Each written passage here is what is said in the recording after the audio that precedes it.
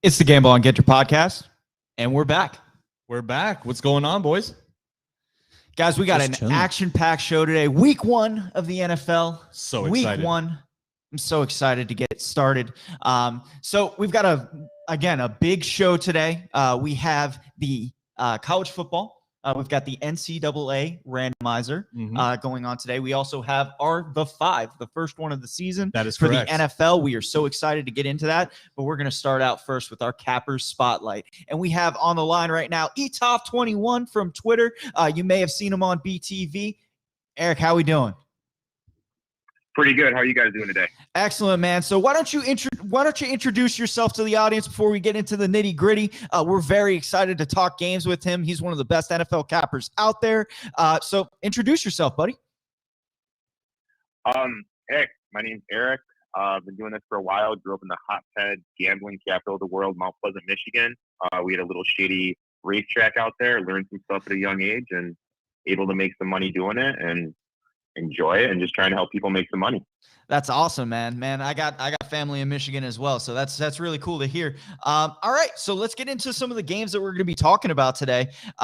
Let's start with the Thursday night game because you also had the Cowboys plus 9.5. Now, I was so intrigued by that pick because that was about the number where I wanted it. So I had the Bucks minus 8.5. We bought down once it was at 9. Correct. Just because we liked the Bucks initially when it came out. But 9.5, man, that's a pretty good total to get. So what was your thinking? You just saw the line and was like, no, I think this is too high. At one point when a line gets to a certain number, you just have to play the number. And that's all what betting is, understanding the situation, the number. It got to 9.5 and it was just strictly a number play for me. Love to hear it. So we got the NFL week 1. What about what's going on, with the rest of the weeks? We have the Browns and the Chiefs. I know you were talking about this is the first game that you mentioned. What do you like so much about this game? The Chiefs are going to be missing some key people on both sides of the ball. They're going to be starting 2 rookies on the offensive line. Tyrann Mathieu, he's out with the COVID list. And we really don't know what's going on with Frank Clark. Frank Clark, is it 100%? He may actually miss the game. If that happens, it's going to allow the best offensive line in the game to double team Chris Jones. And even if Clark is able to play, he's not at 100%. I think the Browns are going to be able to dominate the line, run the ball, use the running game to set up a deep play action pass.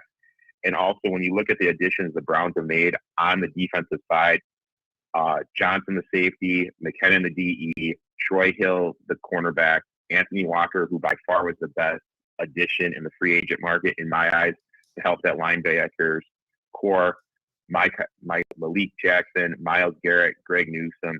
This could arguably be a top 5 defense in the NFL. Also, you get the revenge angle. I love them at plus 6.5. I locked that in earlier in the week. That's a great bet. And to touch on what you said about the Browns having the best offensive line in football, I think that's the way to keep the ball out of Patrick Mahomes' hand is the way to beat the Chiefs. Being able to run the ball, eat the clock. The Browns have and the game manager quarterback in Baker Mayfield. They've got the full recipe to be able to keep the ball out of Patrick Mahomes' hands. And I love that 6.5 pick. Not only that, but the Bucs kind of gave you the formula for what you need to do to beat the Chiefs, especially with the young offensive line. You need to be able to get there with 3 or 4. They can definitely do it with guys like Myles Garrett for the Browns. So I like that pick. And the line moved down to 5.5 where it is right now. All right. So yeah, I mean, oh no, go ahead. I was just going to say, I'm a huge number guy, and I mean, able to get that 6.5, that's such a key number in my eyes. Yeah, I definitely understand that. So the next game we have is the Bengals versus Minnesota. So the Bengals are the home team. They get Joe Burrow back. The Minnesota Vikings go in there. Who do you got for this game? I have two bets in this game. I actually like the over of 47 and the Bengals. I was able to get it 3.5. Both these defenses are pretty bad in my eyes, and they're both being missing some key pieces. Bengals are going to be missing Trey Waynes. Vikings are going to be going out without Anthony Barr. And I just really feel that the advantage that the wide receivers are going to have against the secondary, this game is really going to balloon out and fly over the over 47. I love taking home teams and get over that key number of 3. I think the Bengals are insanely underrated with the offensive weapons they have. And I really think the Vikings are a disorganized mess right now. You have a lot of COVID issues going on with the team. Key offensive linemen being out. They lost their offensive line coach, Rick Dennison, who in my eyes is one of the best offensive line coaches ever. I think the Vikings are a hot mess and really going to struggle this year and are insanely overrated. Now, I definitely, again, +3 at home, some home doggies. I definitely like that play, but +3.5. The one thing that I look at and where I can be a little bit concerned is that the Vikings D line is getting back to being healthy, and the Bengals really didn't do anything to shore up that offensive line. So I definitely worry for Joe Burrow's safety, but he definitely has some great weapons on the perimeter, and I believe Xavier Rhodes may not play, if I'm not mistaken. I think you're correct. Correct. But yeah, I think this is actually going to be a really good game. I think the over is, with what you touched on both defenses, I think the over is definitely an easy hit here as well. All right, awesome. So we got our beloved Washington football team taking on the Los Angeles Chargers in Washington. I believe this is it's a 1-point spread, if I'm not mistaken. That's correct. It's like a pick 'em. It's basically a pick 'em right now. All right, so what do you got for this game? What do you like? I locked in the football team +1. You got a West Coast team traveling east. You have that early morning game. Yes. Also, it's important to remember that offense is all about timing. No one of any really importance on the offensive side of the ball for the Chargers played at all this preseason, and they're incorporating a new system, the Joe Lombardi system, and the offensive line never played together, and you're going against the best defensive line and arguably the best defense as a unit in football. I really think Washington is going to exploit the Chargers just for being rusty, and they're going to have a huge advantage in the game. Same thing on the defensive side. Bosa didn't play at all this preseason. I think he's going to struggle to get his timing coming off the line. They lost Ingram. They lost Casey Hayward. I think this defense by the end of the year could be a championship defense, but it's going to take some time to get there. They also lost their kicker. They cut Bagley. They're bringing in. They've always had kicker trouble. The Chargers yeah, so, and the Bucks. I don't trust. The Chargers and the Bucks are like black holes for kickers, except for this dude's suck up.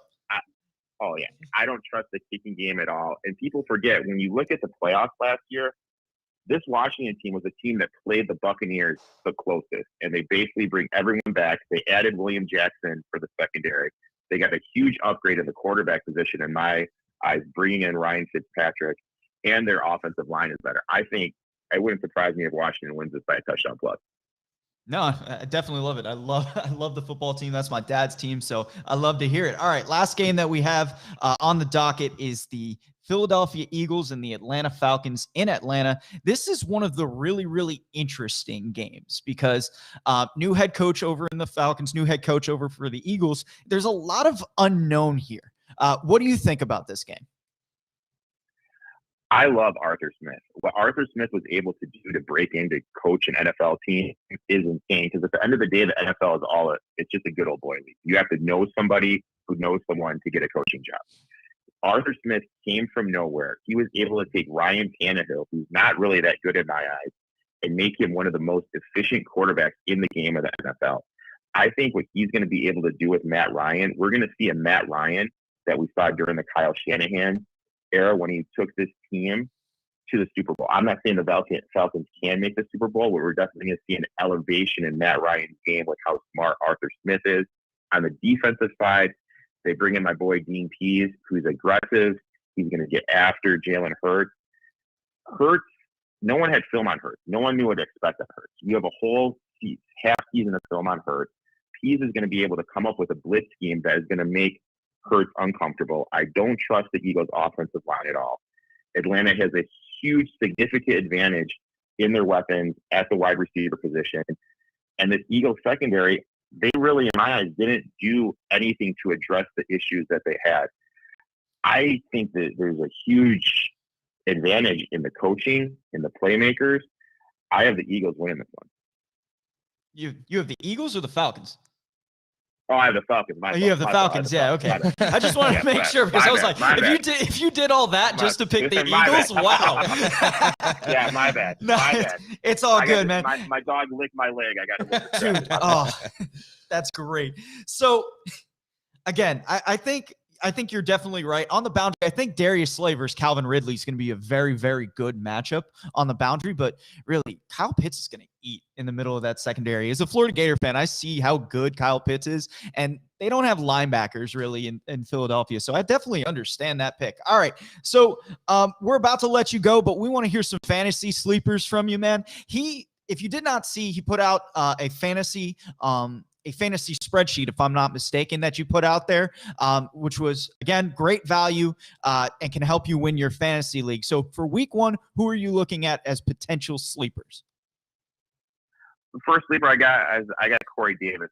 Jay Crowder is going to be out, so that's going to be an uptick in targets for Corey Davis for the Jets. I'm not a big fan of the Panthers secondary at all, and we definitely were able to see Davis and Zach Wilson develop in the preseason. The sleeper I got is for the Cardinals, Rondale Moore. Kyler Murray last season threw to the slot 31.8% of the time, plus the Titans gave up 36.6 points per game to opposing wide receivers. I really think this game's going to shoot out. Monroe is going to be someone you can get on the cheap. In terms of running back for the Chiefs, I like Williams. Clyde Edwards-Helaire is dealing with an ankle injury. They have issues with the offensive line with people being banged up. I really think Williams is going to outsnap Clyde Edwards-Helaire because of the injury and because Williams is better in pass pro, which is going to open up more opportunities and more touches for him.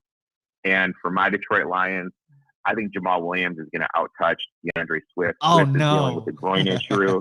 Yep. Swift is dealing with a groin issue, could easily be on a pitch count. And running in the NFL, it's all about systems and the bruising style of running the ball that Dan Campbell and Anthony Lynn want to incorporate this year. Williams actually fits better than DeAndre Swift does. So I think Williams is going to be definitely getting more touches than Swift this week. By the way, I have to correct you. It's Man Campbell. It's Man Campbell. Man Campbell is his correct name. Oh, okay. Yeah. Eric, I do have a question for you. You were talking about how high you are on the Falcons offense this year. As a fantasy expert, I do want your opinion. How do you think Mike Davis is going to perform in fantasy this year? I think he's going to be the guy that gets the majority of the touches. There is a reason everyone's worried because Wayne Gellman is there. I still think he's going to be the guy. I mean, Gellman may cut into his receptions a little bit, but until Gellman gets up to speed with the playbook, I wouldn't worry about him at all. Love it. Love to hear it. All right. Well, we're going to let you go, but before you go, promote whatever you need to promote. You've been awesome on here. Thank you for taking the time to join our program. What do you have? Every week I have a podcast that comes out. My buddy Brandon, who is this iRacing god, he almost won the iRacing championship this year. Him and I give out the NASCAR picks. That comes out every Saturday. My website, ETOFT21sports.com, fantasy football weekly rankings, my spreadsheets for my bets, my blog, that can all be found there. And every Sunday from 11 to 12 Eastern, my buddy Gino and I, we do the 4th and Inches pregame show on Better Than Vegas. We go game by game and just get some betting thoughts on each game. Sounds good, man. Well, thank you for joining us. Any of that stuff, make sure to send out. We'll make sure to get it promoted out for the week for you. We thank you for joining us, Eric. Have a great rest of your day, man.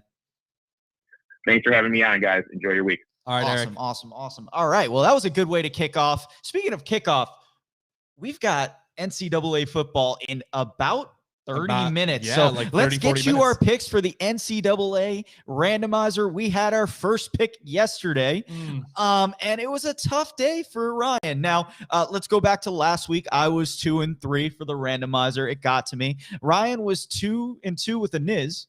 2-2 with a Niz. Fell asleep mid-afternoon. Niz means nap where we're from, yes. Mid-afternoon on Sunday during the... Niz is not common South Florida lingo.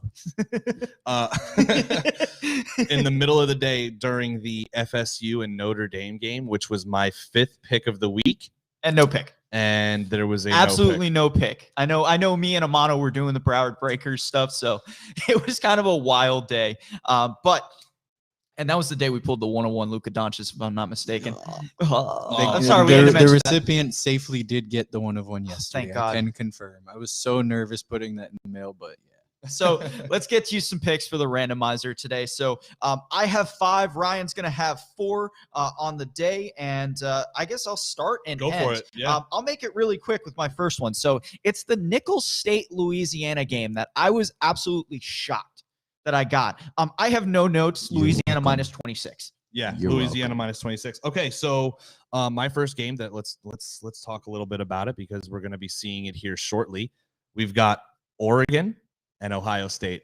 Not necessarily a game that I think is going to be game of the day, because I do think Ohio State's going to control this game for the most part. You saw them struggle a little bit in the first half of their game last week against Minnesota, but after halftime, they completely took control of that game. I think something similar happens today. Oregon is going to be without their starting defensive lineman, who's probably going to be a top 5 pick. Let me see Thibodeau? if I can. Yeah, I believe that's his name. Maybe Kayvon Thibodeau. Is that his name? Kayvon Thibodeau, I believe. He's a beast. He's an absolute beast. And Kayvon Thibodeau. We saw him before. It didn't look like he was in any condition to play. He was in street clothes, at 10 o'clock in the morning on the sidelines. And the game starts at 12. Now we could be wrong, but if it's like an hour before game time, you're not going to be wearing sweatpants unless he was on play, which it could have been. What's his name one more time? Kayvon Thibodeau. Kayvon Thibodeau, home of the Tibtail Thibodeau. I don't know why. That's all I can think about whenever I hear that name. That's awesome. Oregon did win their game, although it was very close at the end against Fresno State last week. The total is at 64 right now. I'm going to buy it down to 62.5 at minus 135. I think this game's going to go over. I think there's just going to be a lot of points scored, not a ton of defense to be had, especially with Kayvon Thibodeau out. Ohio State never tends to play much defense against top teams in the nation anyway. Over 62.5 at minus 135 is my first pick. Okay, I have very much Pac-12 themed games, and a lot of my start time. I've got 2 of my start times at 10:30. I'm over here on the East Coast. It's going to be very, very weird to watch those games so late into the night. But I've got Arizona State versus UNLV. I got the over 54.5 in this game. Arizona State is facing a defense who gave up 497 yards last week against Eastern Washington. So UNLV has a really, really, really bad defense, and Arizona State really puts it on teams who are not as good as them. And also, again, the UNLV Rebels scored 14 points in the fourth quarter yesterday. So can they get those 14 points? I think easily Arizona State could put up 40 in this game. Nice. My next pick, again, like you mentioned, Pac-12 action. I've got BYU and Utah over on the West Coast. These are 2 rivals. If you'd like, we can call it the Holy War. Yes. Between these 2. It is the Holy War. It's fantastic. Is it a battle for I know these, I tend to think of NCAA football, like the video games. Was there a battle for a trophy in this game? I hope not. Okay.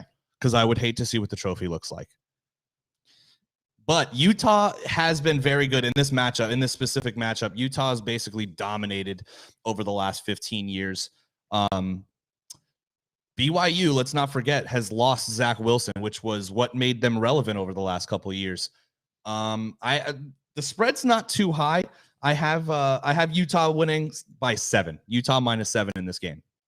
Utah minus 7. Okay. So the next game I have, again, it's the Pac-12, going back to it, and it starts at 10:30. It's Stanford versus USC. Now, I got Stanford last week. So I kind of watched them, and I was looking at their offense, and they were rotating 2 quarterbacks, didn't really have a good idea on what they were, what their offensive flow was. And they really got nothing going against Kansas State while playing really good red zone defense and holding Kansas State to 24 points. And they had really one big play. For this matchup against USC didn't look all that great offensively against San Diego State or San Jose State, excuse me. Again, I think this game at 53.5, the under is definitely at play here. This is a rivalry game. So, 17 points for USC may be giving a lot, but Stanford did not look good. They did not look good last week. I'm going to take the under in this matchup. Nice. Nice. And kind of like your first pick, Pete, I have Indiana, Idaho. Not much to say about this game. Indiana didn't look great against Iowa last week, but Iowa's also like in a different stratosphere than Indiana, and Indiana's in a different stratosphere than Idaho. Indiana minus 31. Mike Upati, I believe, is the only Idaho Vandal that I can name. Unbelievable. No, I don't. I didn't even know he went there. But yeah, minus 31. Indiana. All right, so next game that I have is Washington versus Michigan. We're back to the Pac-12, but we are in a Big Ten stadium. They are playing at night versus Michigan. Michigan is 12-0 against non-conference opponents in their last 12 appearances. So that's pretty good. Again, Washington looked pretty bad last week against a really, really bad opponent. I can't name it off the top of my head, but Michigan did look good. At Michigan, I honestly think has a pretty good defense. The receiver is going to be a big deal, but I think the 6.5 point spread, that place is going to be rocking. That's going to be a primetime game. Give me Michigan minus 6.5. Also, my wife's watching. That's why I did that. And my last game is going to be Ball State versus Penn State. Again, not too much to talk about here. Penn State's the vastly superior team, much, much better defensively than Ball State is, and they do have a pretty good offense. Minus 21. Minus 21, Penn State. Final game that I have is the big game today. That's the game that College Game Day is actually at. It's Iowa State, the battle in the cornfields. That's going to be the battle for the Cy-Hawk Trophy. I do know that. That does have a trophy. So this is going to be a big game for both teams. Again, last week, Iowa looked really good, and Iowa State struggled. From most of my picks, I've kind of gone by looks. Again, Stanford, one of those teams, I don't think it can recover based on the fact that they're switching quarterbacks and they don't really have a flow to their offense. Iowa State knows what they have to do. They have super senior Brock Purdy, who's been at that team, it feels like forever, and is someone that definitely has potential to play at the NFL. They have a great running game. They have a balanced attack. The things that Iowa can beat you on is they usually have a really, really good offensive line and their cornerbacks, but they are very susceptible up the middle attacking the safeties. And what do Iowa State do better than any team in, I think, college football? It's why they're ranked number 9. It's the ability to throw to their big tight ends. So I think you're going to see a lot of big sets today. I like Iowa State minus 4 at home in a big game. Again, it's a rivalry game. The points aren't so, daunting that I'm like scared of taking the minus 4. I think Iowa State money line and a lot of parlays can get you some positive juice as well. Nice. But those are our plays for the NCAA randomizer. Now, I asked Amano, we may be putting them out later, but do you have the games for next week? No, but they will come out throughout the week. Got you. So we are going to go to our last segment, and man, we're here to talk about football. It's week NFL 1. Football. It's week 1. We're back, guys. It's back. So can we get a quick round of applause for football being back? Yes, please.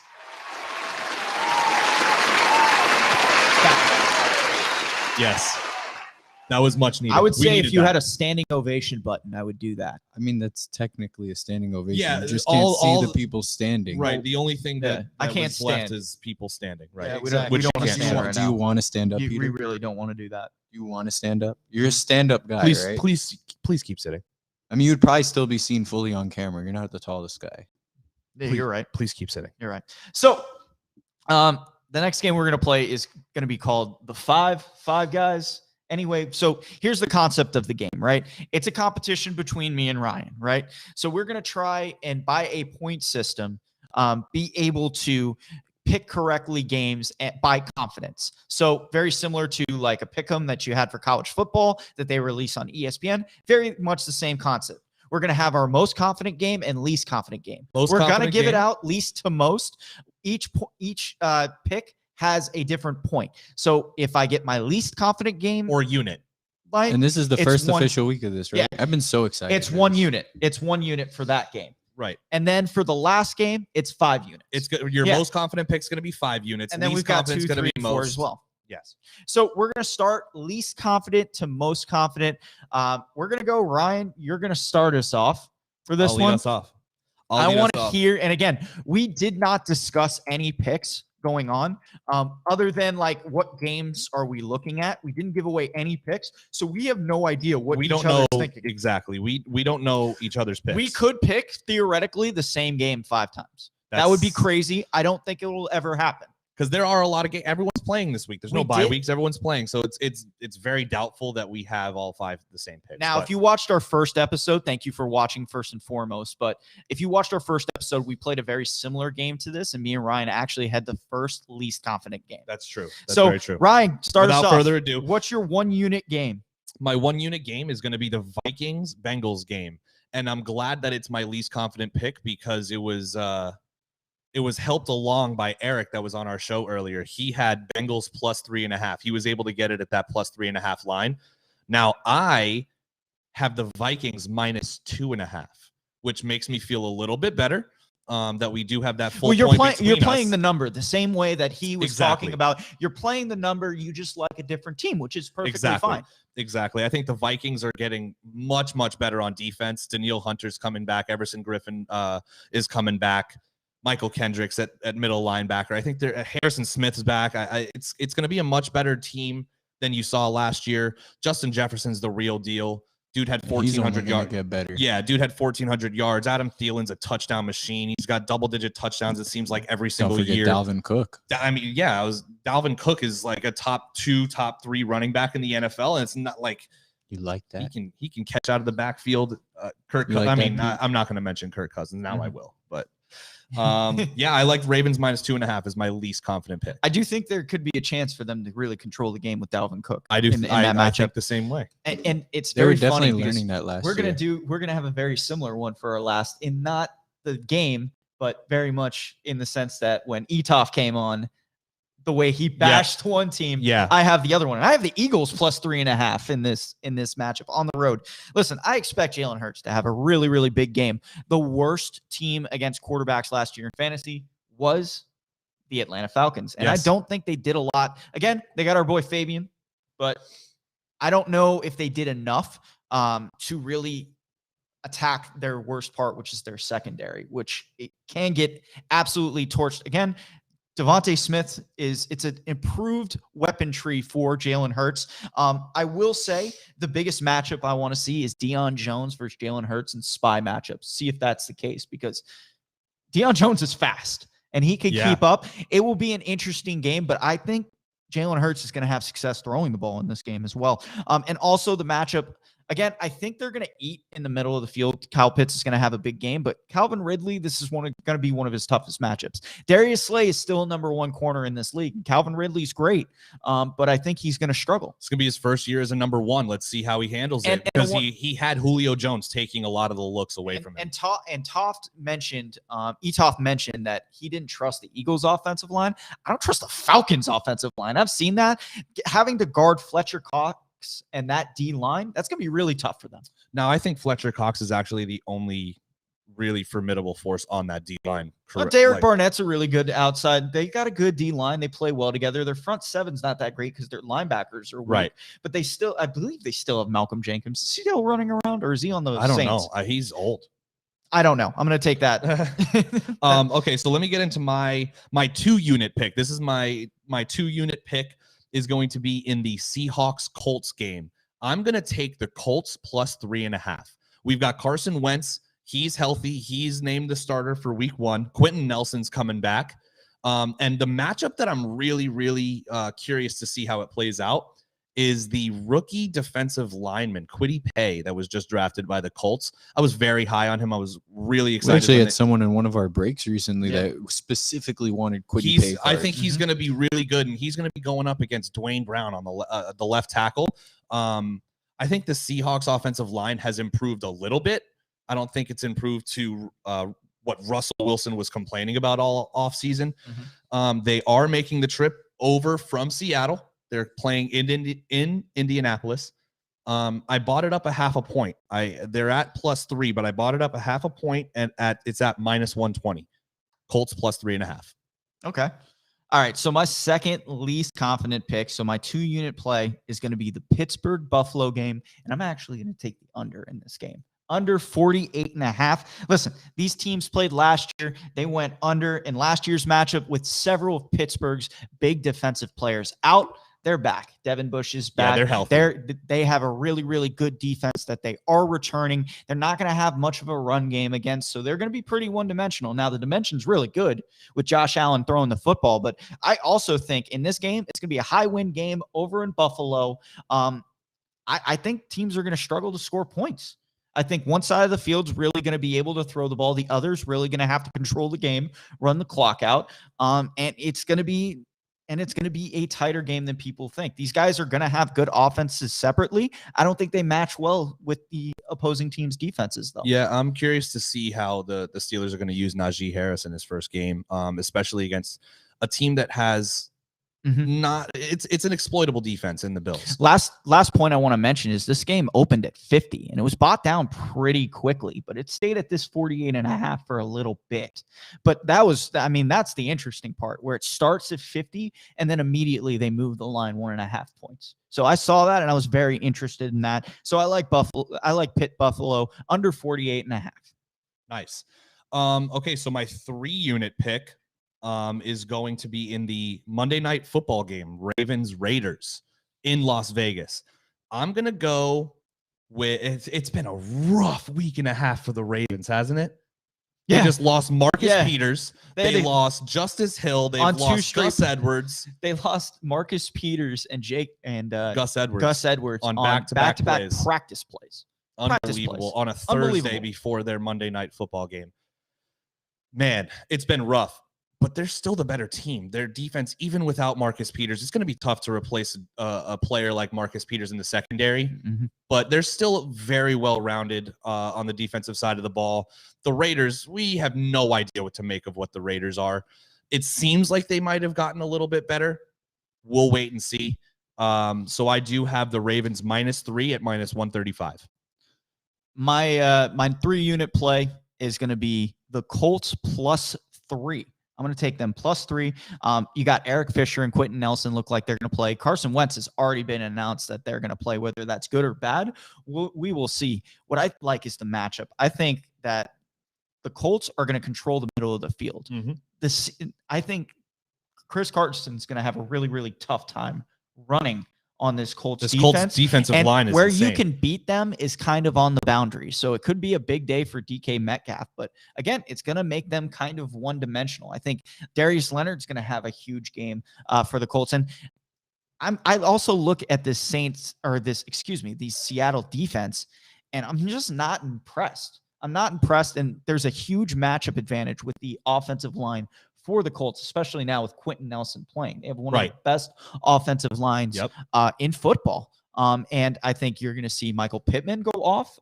They have not been very good. I'll give you some stats right now on the Seattle defense. They were bottom 5 last year in passing yards, red zone efficiency, and first downs allowed.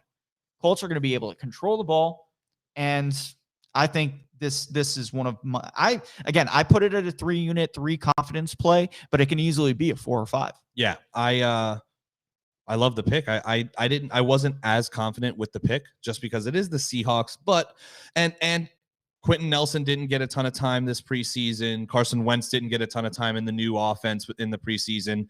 No T.Y. Hilton early, so that's why it wasn't my 3-unit play. But my 4-unit play, Pete, you already touched on this game. My 4-unit play is in the Eagles-Falcons game. I don't think there's going to be much defense played at all. I think this game easily goes over 48.5 points.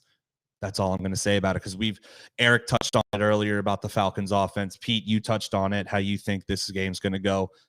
I think there's points. Yeah, no, I like that. Speaking of points, now we go to an under. And this one I think is, again, this one could be a 5. It could straight up be a 5 if I wasn't so confident in my 5. But my 4-unit play is going to be the Chicago-LA game under 46.5.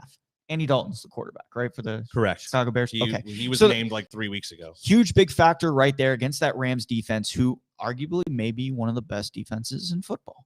And they've played it last year, again, last 3 meetings have been under 44. And the one thing that I noticed about this game is how crazy the line movement has been. It's been as high as 47.5 and as low as 44. I think it's going to go under 44. So I'm more than happy to take it at 46.5. Nice. Where it's sitting. I haven't seen what it is today, but honestly, if it goes under 42, I would be scared.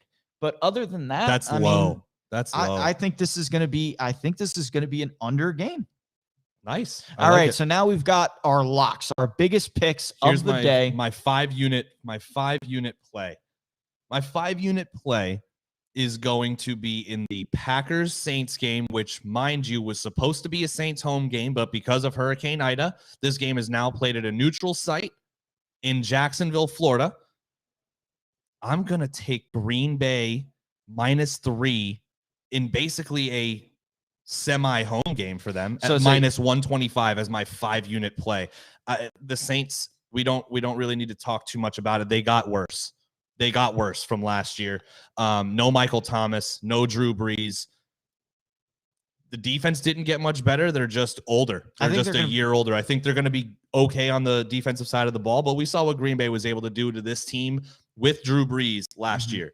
Gonna be a tough matchup for them for sure. Green Bay's again a very, very good run defense and can also sack the quarterback. Their defense is underrated. Yep. I think me and you had this opinion with the Packers. If Aaron Rodgers was playing, they'll probably win 12, 13 games this season. So, I mean, again, I don't have that game on any of my confidence picks, but I definitely like the Packers after hearing yours. Okay. So this is my lock. And, the one thing about this, it's going to be competition. There may be weeks, and we'll let you know that we may put it as our 5-unit play, but we may not have that confidence. In this case, I have 2 ones that I'm confident. You've got 2 number 5s? So I would say, no. So I would say my number 4, I would put as a number 5 in most cases. Okay. In this case, I had 2 that I was very confident in. This one was head and shoulders the biggest one, and that's the Arizona-Tennessee game. I expect absolutely no defense whatsoever to be played. My list, my notes for this game was points with about 15 exclamation points. Again, what the Tennessee offense can do to that Arizona defense, which was bottom tier in a lot of categories last year. Tennessee's got so much worse. They have no pass rush. Mm-hmm. They can't really guard you on the outside. They're going to score a lot of points with all those weapons offensively. They're going to give up a lot of points. And the Cardinals lost Patrick Peterson. 52 is a small number, I think, in this game. I think both teams have the potential to score 30. I think if you want to take that kind of prop bet, that's how confident I am in the offenses in this particular game. Yeah. And it's not like, again, they're not going to move the ball necessarily slow. Derrick Henry can break a big run out of nothing from anywhere. And then they run play action, run the big play with A.J. Brown and now Julio Jones. Exactly. So, you're adding in Julio Jones. They did lose Jonnu Smith. Mm-hmm. But I think, again, I thought Frisker was just as good when he stepped in. And Derrick Henry's the rushing king. 2,000 yards last week. They use their 2 receiver sets, and they use Derrick Henry to plow it down your face. That's what they do. And then the Arizona offense, let's mention, it's very dynamic. Oh, yeah. Kyler Murray, they don't have an answer for him. He's going to be too fast. He's going to be able to get to the outside on their team. They're not going to be able to do a true contain. And they got no one to cover DeAndre Hopkins. And they just added A.J. Green. I love that mention of Rondale Moore as a sleeper just because he's going to eat as well on the slot. Tight end, the Titans don't have great corners. Right. They're going to be in a lot of high-scoring games. You're going to want to be a part of it. 52, that's my pick. Over 52. That's gonna be the game that's gonna be on for me at 1:00 because of my fantasy needs and also the amount of points I hope is gonna be on there. Listen, I'm heavily invested in that Falcons-Eagles game as well. Mm-hmm. I'm heavily invested in that game. I think it's just gonna be an all-out offensive war. 48 seems a little low. Mm-hmm. Awesome. All right, guys. Well, we do have a little bit of a show announcement. So we will be taking some time off on the Saturday live podcast for about 3 weeks. We will be returning to the format where we're going to be on for you, but we're going to be doing some different things. So we will be on Twitter active, giving Yep. you all the picks. You're going to be able to follow our fives every week. We will be posting them on YouTube, so don't miss that. We'll send you guys a notification when we Make send sure it you out. subscribe Make on sure YouTube. you subscribe. If you are watching on YouTube, thank you. Hit that subscribe button. It's going to make our show even better when you do that. But keep an eye on us. We're going to keep pushing out content. We are not going on a break. We are not going on a break from our content. We are going a break for the show just to rework some things. But thank you guys for your patience and for watching. We appreciate you guys. For Ryan, for Amano, I'm Peter. Have a great rest of your Saturday. Enjoy and a great football. Week one. Week 1.